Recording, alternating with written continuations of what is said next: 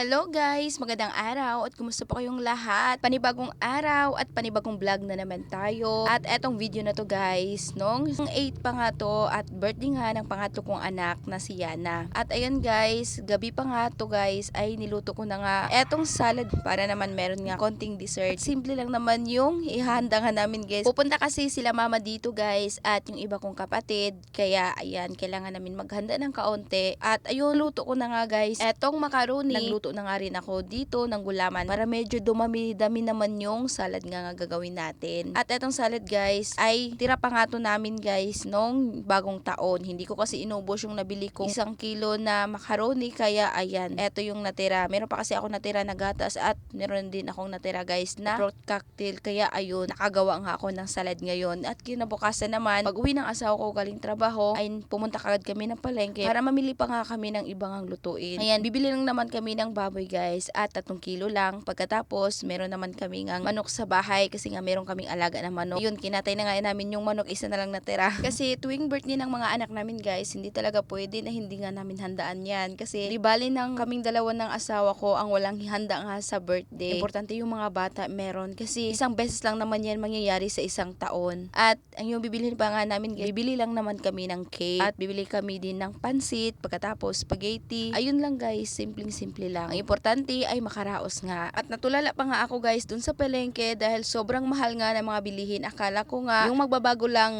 ngayong taon yung ugali lang ng tao. Hindi pala. Yung presyo pala ng mga bilihin guys. At ayun, pagdating nga namin sa bahay, dito na nga sila mama. At medyo maulan pa nga guys sa mga araw na to. Kaya ayan, medyo pahirapan. Mabuti na nga lang kahit medyo maulan ay pumunta pa nga rin sila mama. Galing Kananga pa nga yan sila guys. At pagdating nga nila dito, tinulungan na nga nila ako guys para makaluto kagad ako. At ayun, sila na ngayon balat sa patatas, hiniwa na nga ni mama yung iba pang kailangan para pagkatapos kung maluto nga dito ay siya naman yung magluluto nga sa pansit kasi masarap si mama magluto ng pansit guys, kaya siya na yung pinaluto ko nga sa pansit. O diba, tignan nyo naman si mama. Pagkatapos nung naluto nga ni mama yung pansit, sinunod ko namang lutuin yung spaghetti at yung humba guys kasi hinumba ng asawa ko yung karning baboy. Ayun, doon nga niya niluto kina mama. Sabyanan ko dahil nga yung isa ko kasing kalan hindi na kasi gumagana guys, kaya yung isa lang yung gumagana, kaya doon na siya nagluto din na mama para naman mabilis lang at sabay-sabay nga ding maluto. At nung naluto na nga lahat guys, ayan, kinantahan na nga namin yung happy birthday nga si Yana. At si Cheryl naman guys, kahit hindi niya birthday, gusto pa rin niya mag-blow nga sa cake kasi matagal pa nga daw yung birthday niya. Happy birthday, Yana!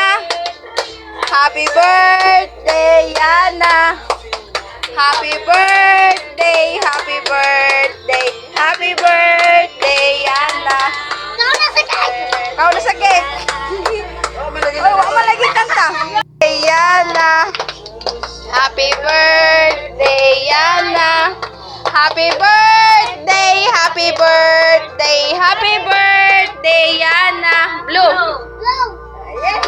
Nahihiya pa nga si Iliana guys sa camera dahil nga nangingitim nga daw yung mukha niya kasi na-sunburn nga nung naligo nga kami ng dagat. At pagkatapos kantahan ng happy birthday guys ay walang iba, yung kasunod doon ay kainan na. At yan lang muna for today's video. Maraming salamat po sa inyong panonood. God bless!